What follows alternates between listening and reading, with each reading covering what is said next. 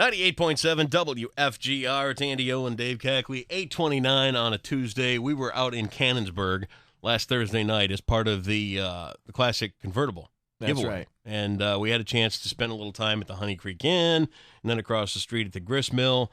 And we met the owner, Don Kurlowitz, right? That's correct. Don is in here again this morning. Don, nice to see you. Good seeing you this morning. Now, let me just first and foremost say this.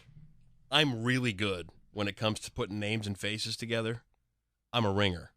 But this guy makes me look like I'm in the Bush Leagues because you knew every single face that walked up to that store, and you greeted every one of them like they were a friend and a neighbor. I was blown away. Well, they've helped me build the town, so I owe a lot to them, so I do know them.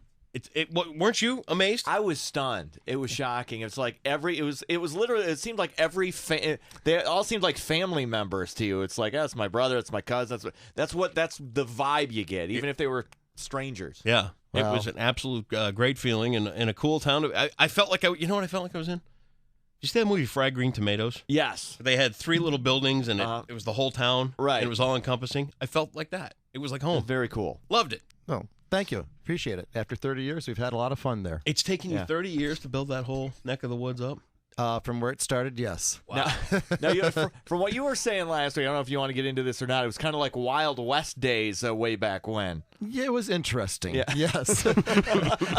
It was slightly dilapidated. There were a few of the old-time motorcyclists out there, probably about 600 to 1,000, and a few other less seedy people that you'd want to be around. Riff-raff. Yes. Yeah, that's what The you are. ne'er-do-wells. But now you've got the Honey Creek Inn. Yes. You've got the Grist Mill. Yes. And I can't think of the name of the Bottle Shop. The Bottle Shop. That's Yes. the one. And it's all contained in what they're now calling Pleasant Valley. Well, Andy's going to copyright that name, so you're going to owe him like residuals or something. I don't know. I think there's a movie out there someplace like that.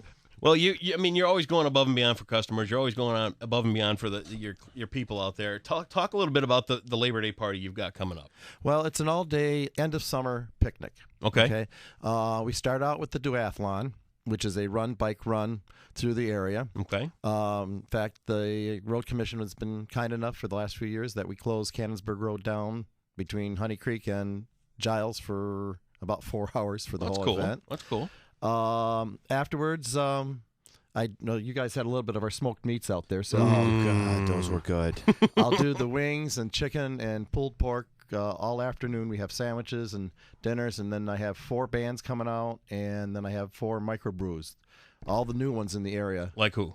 I have Vervant, which is the oldest. Mm-hmm. They've been in business for a couple of years, but then Parents is going to be Parents really good. That's really good microbrew. They debuted their beer last year, and they opened up a week after the duathlon. Then we have the Mitten coming out. Another good one. They opened up in November, and then the Rockford Brewing that just opened up a couple months ago.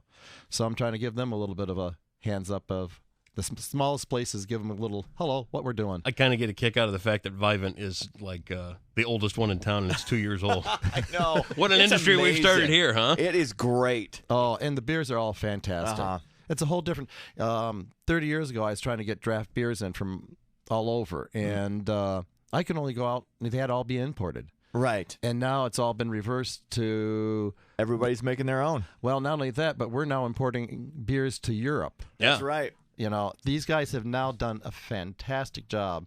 They've outdone the European brewers. Nice. It's phenomenal. It's an experience. If you're not even if you're not a beer drinker, it's something different to try, and it is really it's a cultural experience. Yeah, it is. It's really become like a cultural bonding type thing with everybody getting together to try these things. Now, you do have some benefits. Are some beneficiaries of everything going on out there with your run. The whole day, Yep. anything that's left over goes to Kids Food Basket and North Kent Services. Oh, perfect. So basically our whole theme is locals helping locals. Yeah, and that's a great way to do it, too. The Kids Food Basket, something we're both pretty passionate about. And then, I don't know if you were around when we were talking about this as we wrapped up the remote last time, but my mom is a volunteer at North Kent. You were saying about that, at yes. North Kent Human Services, or North Kent Community Services. So I think that's a fantastic thing to benefit too. Now I'm feeling pretty nice. cool. Well, these are these are all the small things that don't get the big publicity. Right. Right. And, they take $1 and use it a lot further than some other places. Well, and Definitely. you know what? We're doing our part there, too. We got this thing called the We Difference, where we're trying to take some smaller charities that you may not hear of. Like this month, we're featuring the Cleft Lip and Palate Foundation of Smiles. Kids that are born with a cleft palate. Last month, we had, who'd we have on? Olivia's Gift. Olivia Gift. Oh, yeah. Really nice people that built up a house for some special needs young adults and stuff. So we're always looking for those, too. And we're glad you're out there doing the same thing. Well, it's the small people that help me out, and so that's Giving back. Yeah, giving it's all back. back to the same. How can people find out a little bit more about all the events coming up on September 2nd? You can go either to honeycreekin.com Yep. or honeycreekduathalon.com. Perfect. And we'll have open registration online until Friday. Okay. Thursday or Friday, he cuts it off. But then you can come out and register the day of. Sunday, we have a little pasta party, package pickup, and all the work done on that day, too. So that's Perfect. at 4 o'clock. What a great little thing you've got going out there. And I just wanted to say thanks for having us out last week. Great place to take that car for the final stop. And met a lot of really great people. And just a nice town. Loved it. It was really cool. Loved it. Loved the feel of it. Really did. So, well, Don, thanks again. We look forward to everything going on out in Honey Creek. We'll put all this up online at WFGR.com, too, so people can find it and be a part of it. And it's a great event. There you thanks go. for having me come out. All right, Don, Talk to you thanks so later. much. Get out to the Honey Creek Inn. And Bye-bye. don't forget about the Honey Creek Duathalon coming up this weekend.